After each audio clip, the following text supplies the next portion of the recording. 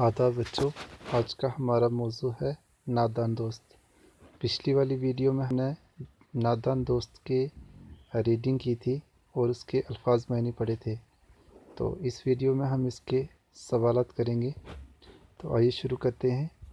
पहला सवाल है, घोंसला देखकर बच्चों के दिल में क्या ख्वाहिश पैदा हुई? इसका जवाब है, घोंसला देखकर बच्चों के दिल में ख्वाहिश पैदा हुई कि अंडों को धूप से बचाया जाए और खाने की चीज़ें घोंसले के करीब ही रख दी जाएं। दूसरा सवाल है, घोंसले तक पहुंचने की केशव ने क्या तरकीब की?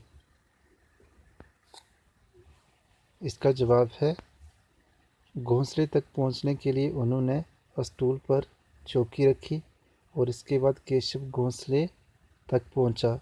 श्यामा ने नीचे से स्टूल को पकड़ा ताकि वो गिर ना जाए। सवाल नंबर 3 है, श्यामा को अपने भाई केशव पर तरस क्यों नहीं आया? चूंकि केशव ने श्यामा को अंडे नहीं दिखाए थे, इसलिए जब माँ ने उसे डांटा तो श्यामा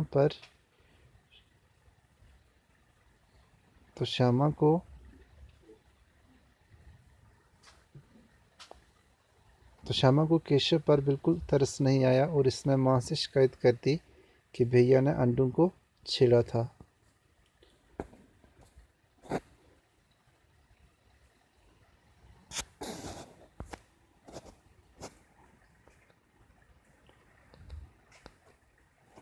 उसके बाद सवाल नंबर 4 है, परिंदों के अंडों को क्यों नहीं छूना चाहिए?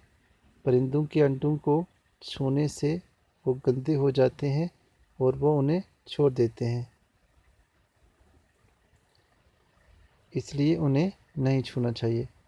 5वां है, घोंसले से ज़मीन पर अंडे किसने गिरा दिए और क्यों?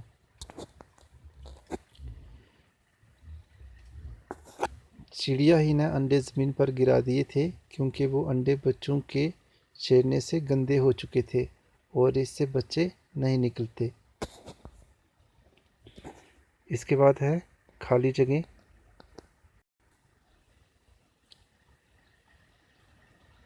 खाली जगह में सबसे पहली है, केशव दिल में कांप रहा था। दूसरी है, पानी की प्याली भी एक तरफ टूटी पड़ी है। तीसरी है, केशव के सर इसका पाप पड़ेगा। चौथी में होगा, बच्चे निकलकर फुर से उड़ जाएंगे। 5वां है, बाबूजी दफ्तर गए हुए थे।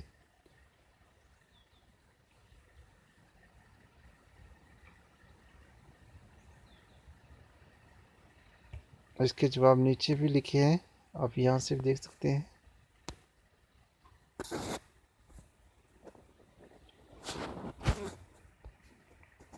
इसके बाद सवाल नंबर 3 है, नीचे लिखे हुए लफ्ज़ों के वाहिद और जमा बनाइए। सबसे पहला सवालात यानी एक सवाल से ज़्यादा। मौका, ये एक है, सिंगल है। तकलीफ़, ये भी सिंगल है। ख्वाहिश, ये भी एक है। परिंदे, ये एक से ज़्यादा है, यानी कि परिंदा हो गया एक और परिंदे हो गए ज़्यादा। चीज़, ये भी सिंगल है, तो ये हो गए हमारे वाहिद। इसके नीचे जो आएंगे वाहिद आएंगे, इसके नीचे जो आएंगे ये जमा आएंगे। तो सवाल वाहिद था, तो सवाल का जमा होता है सवालात। मौका वाहिद है, इसका जमा होगा मौके। तकलीफ़, इसका जमा होगा तकालीफ। ख्वाहिश, इसका जमा होगा ख्वाहिशात। परिंदा, इसका जमा होगा परिंदे। और आखिर में है चीज़, इसका जमा होगा चीज़ें। तो वाहिद का मतलब होता है एक और जमा यानी एक से ज़्यादा।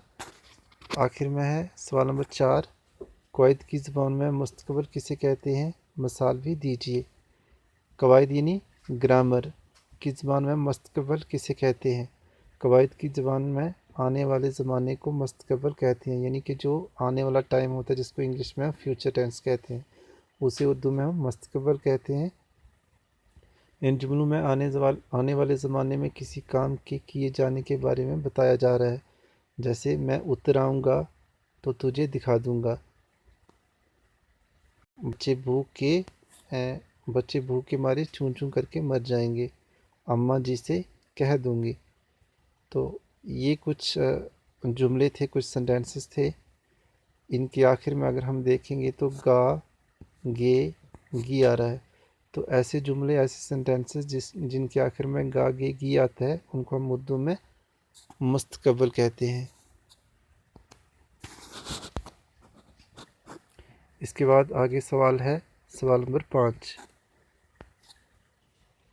नीचे लिखे हुए लफ्ज़ों के मुज़क्कर और मुअन्नस अलग करके लिखिए। तो जो मुज़क्कर होता है ये मेल से रिलेटेड होता है,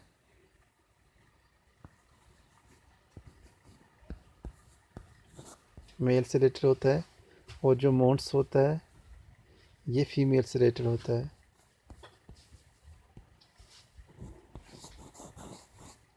ये फीमेल से रिलेटेड होता है। तो आइए अब हम इनको अलग अलग करके लिखते हैं। एक तरफ हमने मुज़क्कर लिखा है और दूसरी तरफ हमने मुअन्नस लिखा है। मुज़क्कर यानी मेल, तो अम्मा ये मुअन्नस है, तो ये मुअन्नस के नीचे आएगी। चिड़ा ये मुज़क्कर है, तो नीचे लिखे हुए लफ्ज़ों के मुज़क्कर और मुअन्नस लिखिए। अच्छा, सबसे पहले था अम्मा, तो ये मुअन्नस है तो इसका मुज़क्कर होगा अब्बा। उसके बाद था चिड़ा, तो ये मुज़क्कर है तो इसका मुअन्नस होगा चिड़िया। उसके बाद था बहन, तो बहन मुअन्नस है, इसका मुज़क्कर होगा भाई।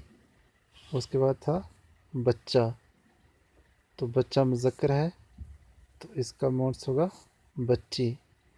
और आखिर में बिल्ली है, ये मुअन्नस है तो इसका मुज़क्कर होगा बिल्ला।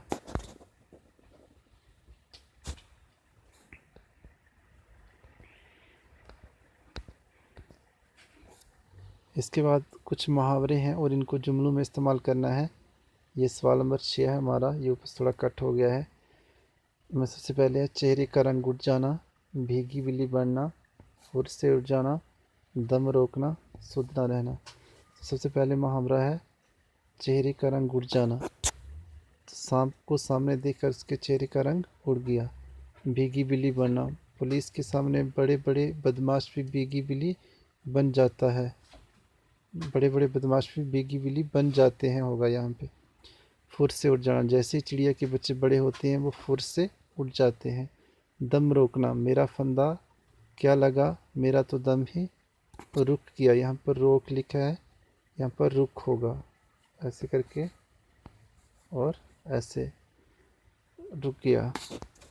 सुध ना रहना, आज मुझे किसी बात की सुध नहीं रही है। ये था। उसके बाद है सवाल नंबर हमारा 7। अभी है हमारा सवाल नंबर 7। नीचे लिखे हुए लफ्ज़ों के मुतज़ाद लिखिए। मुतज़ाद अल्फाज क्या होते हैं, इनको हम इंग्लिश में एंटोनिम्स भी कहते हैं या फिर अपोजिट वर्ड्स। एंटोनिम्स,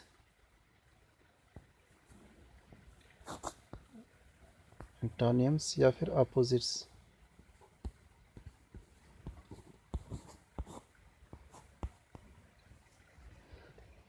ये होते हैं मुतज़ाद अल्फाज जिनको हम इंग्लिश में एंटोनिम्स या अपोजिट वर्ड्स कहते हैं।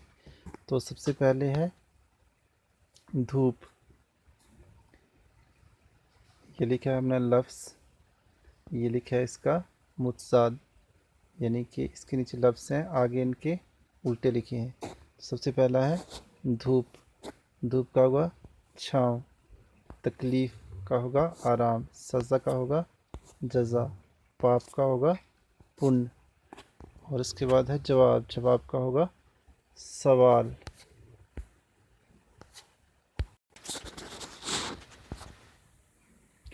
इसके बाद है सवाल नंबर 8, किसने किससे कहा।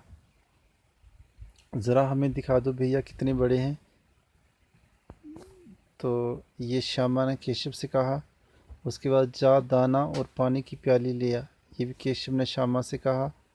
और आखिर में है तुम लोगों ने अंडों को छुआ हुआ, ये माँ ने केशव और श्यामा से कहा। ज़माना मस्तकबिल के 5 जुमले लिखिए। मस्तकबिल हमने पढ़ा था कि ये होता है फ्यूचर टेंस। तो इसमें सबसे पहला सेंटेंस हम लिख सकते हैं, मैं ये मकान ख़रीदूँगा। तो मैंने आपको बोला था कि मस्तकबिल जो होता है इसके आखिर में गा गी गी आता है। अगले साल मैं 10वीं जमात में जाऊँगा। हम कल फुटबॉल मैच खेलेंगे। वो इम्तिहान में अव्वल ज़रूर आएगा। हम इस बार ज़रूर कामयाब हो जाएंगे। तो वो सेंटेंसेस जिनके आखिर में गा गे गी आता है तो उनको हम मस्तकबिल कहते हैं, इस तरह के सेंटेंसेस को। इसके बाद आगे देखते हैं हम, ज़माने के एतबार से फ़ेल की किस्में बताइए। तो ज़माने के एतबार से फ़ेल की 3 किस्में होती हैं, फ़ेल माजी, फ़ेल हाल, फ़ेल मुस्तकबिल। फ़ेल यानी फ़ेल कहते हैं वर्ब को, फ़ेल वर्ब को कहते हैं। और फ़ेल माजी होता है, माजी हम कहते हैं पास्ट को, हाल हम कहते हैं प्रेजेंट को, और मुस्तकबिल हम कहते हैं फ्यूचर को। तो आइए सबसे पहले देखते हैं फ़ेल माजी। जो काम गुज़रे हुए ज़माने में किया जाए उसे फ़ेल माजी कहते हैं। जैसे मैं कल स्कूल गया था। उसके बाद दूसरा है फ़ेल हाल। जो काम मौजूदा यानी आज के प्रेजेंट ज़माने में किया जा रहा हो उसे फ़ेल हाल कहते हैं। जैसे मैं किताब पढ़ रहा हूँ।